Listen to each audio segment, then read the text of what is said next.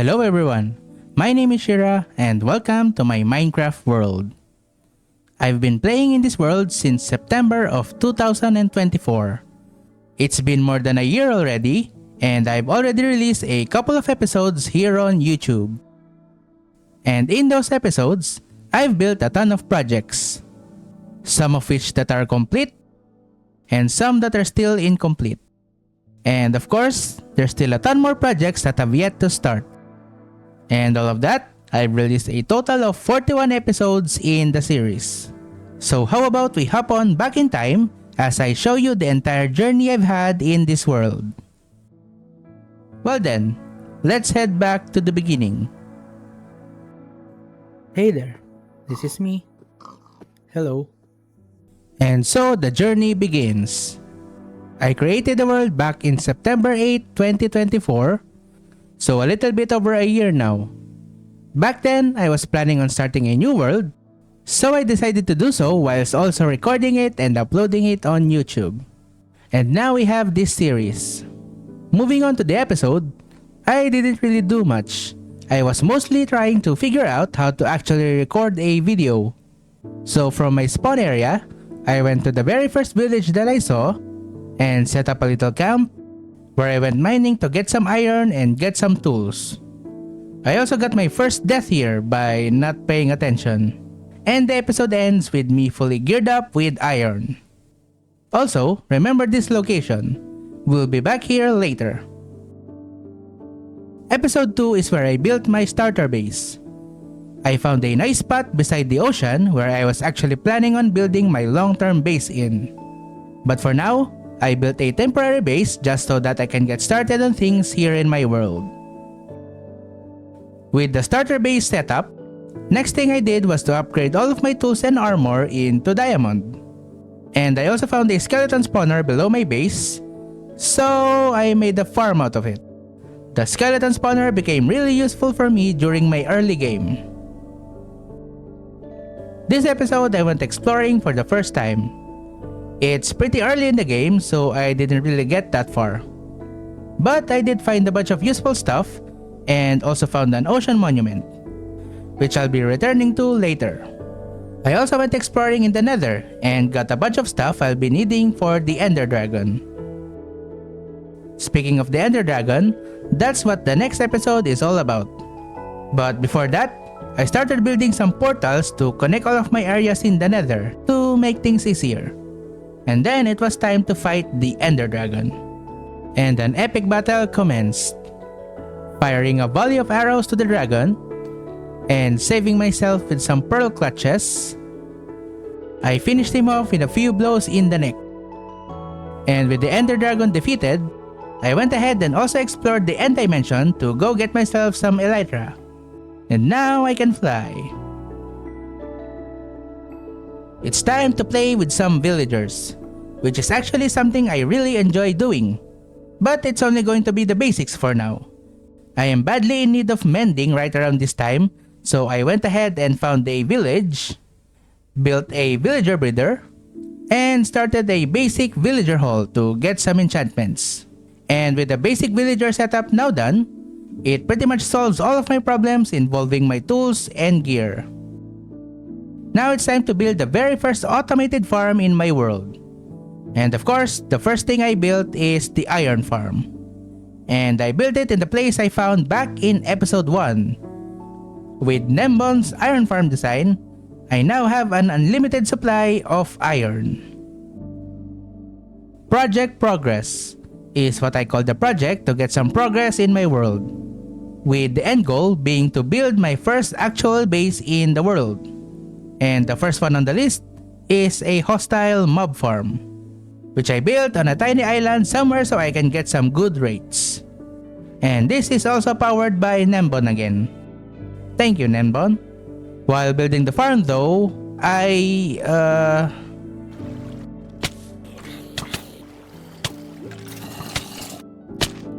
And the bad news, I lost all of my stuff with me, including my one elytra.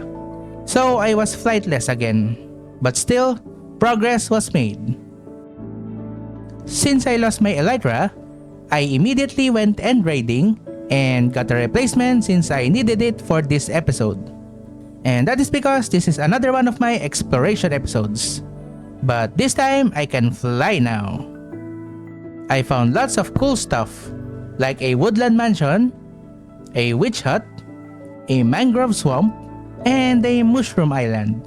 But most importantly, a desert and badlands biome which are right next to one another. This place is gonna be the main source of all of my sand and terracotta. I also went and explored an ancient city. And I didn't die, because that's how cool I am. Yeah. More importantly, I finally got a Swift Sneak enchantment, one of the best enchantments in the game. Continuing on with project progress, the next farm I built is a stone generator, one designed by Ilmango. I built it at the same place where I have my branch mines, which is pretty much next to the iron farm. I have plans for all of these places being right next to each other, which you'll be seeing a little bit later in this video. For now, here's the stone generator supplying me with all of the cobblestone I will ever need in this world. This one is a very sticky episode. I built 2 farms this time around, a honey farm and a slime farm, which I also built right next to each other. Making use of a swamp to spawn some slimes and breeding a bunch of bees, another one of the tasks in project progress is complete. With a lot of my farms slowly getting built, and all of them are quite a distance with one another, I was making use of the nether to travel to each of these places. But since the portals are just exposed to the dangers of the nether, I built a temporary nether hub in the very center of the nether at 00. I also built around the portals to actually secure the portals themselves. Now the nether is a little bit more safe. Well, mostly. I also did some exploring and found a nether fortress on top of a soul sand valley, and another nether fortress with 2 blaze spawners right next to one another, both of which I can definitely make a farm out of. Now I am in need of a beacon, which means it's time to kill a wither. But 1 beacon isn't enough. Instead, I'm gonna make 5 of them. I'm gonna be needing a lot of wither skeletons for that, so I made a temporary farm in the nether fortress from earlier, and also mob-proofing the area for a future project. Got all of the skulls, found a nice isolated place, and killed all of the 5 withers. One by one, of course, since I'm not that crazy. And with that, I now have access to some beacons. There's only one last task left in project progress, which is to build a guardian farm. So time to take on an ocean monument. This episode is all about preparation for the farm. So I raided some monuments to get some sponges, before clearing out the entire monument by draining the interior, then mining out the interior, then clearing out the exterior, until all that's left is the floor. And then I made use of an ocean sweeper, one designed by Raceworks, to clear out the entire water in the ocean monument's perimeter. And with that, the preparation is done. Now it's time to build the actual guardian farm. And I didn't want to just build a box to spawn in the guardians. So besides all of the spawning areas, which are built on all 4 corners, I also built a foundation to secure the build from ever getting flooded by water, and also so that it looks a little bit more nicer. This foundation will serve as a foundation to the build that I have planned on building for my guardian farm. And that is something that's gonna be in the future. Oh, and I also built a squid farm while I was doing all of that, so I can make use of those squid inks to get some dark prismarines. With the guardian farm complete, it also marks the completion of project progress. With a bunch of farms now available, it's finally time to start building my actual base in this world. And to build it, I need to say goodbye to my old starter base. And now that I have a blank canvas to work on again, I went ahead and started building my modern/futuristic style base, which I've dubbed the Oceanside Facility, with some interiors built as well, especially my storage room, which is the place I'll be in for most of my time in this world, and a dock area connected to the facility. And now I have a proper base of operations that I'll be using for a long time. But the base itself isn't done. A lot more expansions will come soon. And one of those expansions is on this episode, which is also the start of my next big project, the underground laboratory. The plan is to build a laboratory under my base, which will house tons of automated farms for various resources. So I dug out a huge hole, which is now a lot faster thanks to the beacon. And once I have enough space, I started building out the interior, which will have a total of 4 levels, each level housing different kinds of farms. Except for the 4th level, which actually leads to the skeleton farm that I built back in episode 3. And it is also now Christmas, so this episode actually marks the end of 2024. I started off the year 2025 by continuing the underground laboratory. Each level of the laboratory will have 4 sections.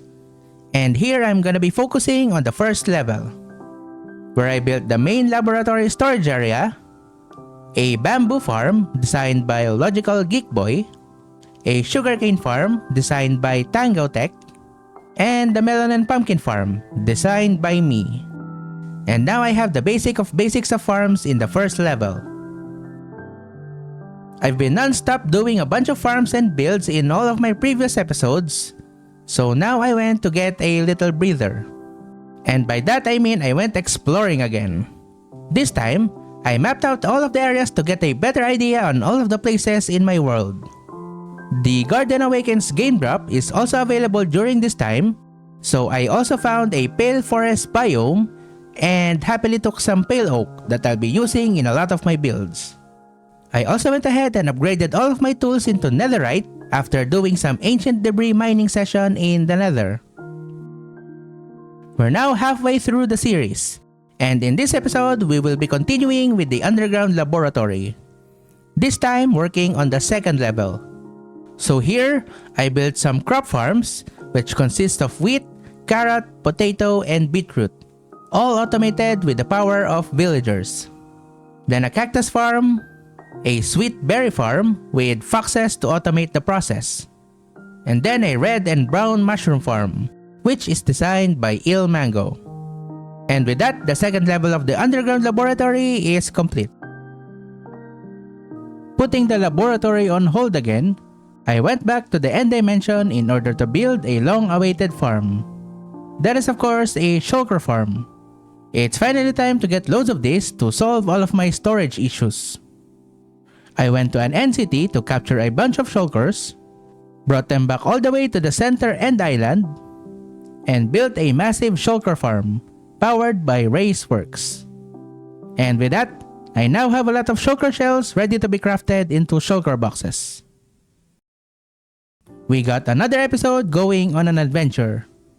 First thing I did was to raid the woodland mansion I found during one of my previous exploration episodes. And with its success came some totems of undying. Then next are conquering a trial chamber with the goal of getting the rare heavy core. And after just raiding 2 trial chambers, I actually got one. So the adventure was a success, and I now have a maze. There's only 1 level left to work on this underground laboratory, so time to finish the entire project. And on this level, I built a wool farm with all 16 colors, a kelp farm complete with a system to automatically turn the kelp into dried kelp blocks, which is also self-sustaining. The farm design is inspired from Cubfan135. Then at this point, I actually ran out of farms I want to build down here. So I decided to build a glowberry farm because why not? And a cocoa bean farm, the only manually operated farm in the laboratory. Now all levels are completely filled out with farms, and the underground laboratory project is complete. Time to work on some farms in the nether. First on the list will be the wither skeleton farm. First I need some wither rows, so I made a temporary farm in the end dimension, which is designed by Ian X04.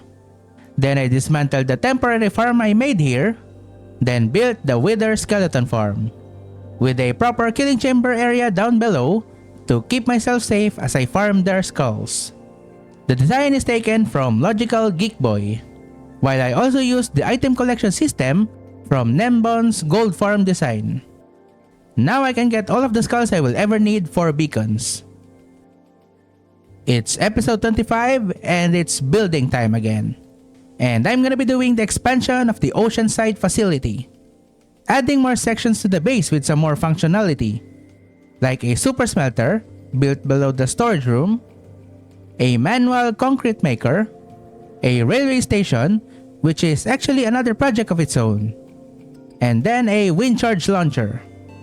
And finally, to finish off the entire base, a lighthouse to light up and signal all that comes from the ocean in the night. And with that concludes all of the major parts of the Oceanside facility, bringing a close to one of my very first building projects in the world. The next episode is just a bit of a breather, as it is just a mini tour of some kind. I just toured around the world, discussing all of the things I've already built, and all of the projects I'm going to be doing in the future. Next project is to work on my iron farm again, and that will include doing both the interior and the exterior. It's a massive build, so it actually took me 2 whole episodes. So for this episode, after clearing up the area with the remainder of the villager buildings, I built up the foundation, then build up the exterior that houses the entirety of the iron farm, with the build itself including one of those railway stations like the one I have in the Oceanside facility, and then a bridgeway with a beacon tower at the back that will connect to other structures of the build once they're done. Continuing on with building the exterior of the iron farm, I started with a structure that houses the storage for all of the iron produced by the farm. Then some towers to the side that connects the main structure in the center, and then the front main entrance of the entire build. And with the exterior done, it's time to move on to the interior. Slowly working on the lowest section of the build, putting some interior on all areas where I can, until everything in the main structure is done. Then I moved on to the storage area, where I also expanded underground, where I also did a bit of the interior as well. Now the iron farm, which I'm now calling the Iron Factory, has been completed, which also now marks another one of my projects done. And with another project complete, it's time to move on to other stuff again, which is, you guessed it, another farm. But first, I went exploring again to get some of the new things added in the Spring to Life game drop. Then I went to the witch hut that I found before, then built up a witch farm powered by minecarts, which will now supply me with all of the redstone for all of my future redstone projects that I sorely need since my supply of redstone has already depleted by this time. Now it's time to kickstart another massive project, which is the Nether Hub. So first on the list of tasks, I'm going to the Nether to build another farm. More specifically, a gold farm. Since I'm not building anything in the Nether roof, where it would be easier to build a farm, I went and found a large lava lake, spammed a bunch of buttons to spawn-proof the area, and built up a massive gold farm. And since I can, I also captured a bunch of piglins and added a piglin bartering system to the gold farm. So besides all of the gold, I am also now getting all of the useful goodies that you can get from bartering with the piglins. And another thing to note is that this is where one of my weirdest deaths happened. And that is when I was killed by a piglin while AFK, and none of my items dropped when I was killed, which resulted in all, including all netherite tools and armor, to disappear completely. And to this day, I still have no clue what the heck happened. Continuing on with the Nether Hub project, the next goal is to build a magma cube farm. But first I went to upgrade my armors and tools into netherite. And hopefully nothing happens to this new set of netherite again. Anyway, I went to the basalt delta, and you guessed it, spam more buttons again to spawn-proof the entire area, and built up the magma cube farm. I then bred a lot of frogs and dragged them all the way to the nether. So the farm is also now powered by frogs, so I can also get some of those frog lights. We're still not leaving the nether, as there is another farm I want to build, which is gonna be just next to my magma cube farm.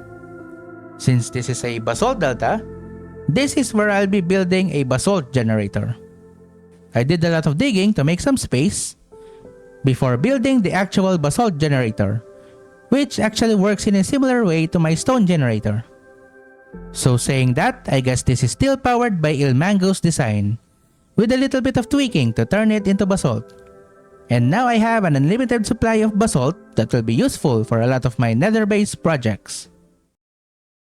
The Chase the Skies game drop has released, so I tamed myself a happy gust and named him Casper, then played around with the new mechanics added to the game. Other than that, I also now started building up a road system and connected the Oceanside facility going to the Iron Factory. The same thing for the railway system, which I've also now connected the two builds as well. Time to kickstart another massive project. Again. And this one is gonna involve the villagers. At this place where I made the villager breeder and trading hall, I decided to make the entire landmass where the villager is at into one massive city of villagers. So first, I cleaned out the entire perimeter and planned out the entire layout of the city using some colored wool to get some general idea on all of the things that are going to be built on top of the future city of villagers. And now it's time to build the very heart of the city.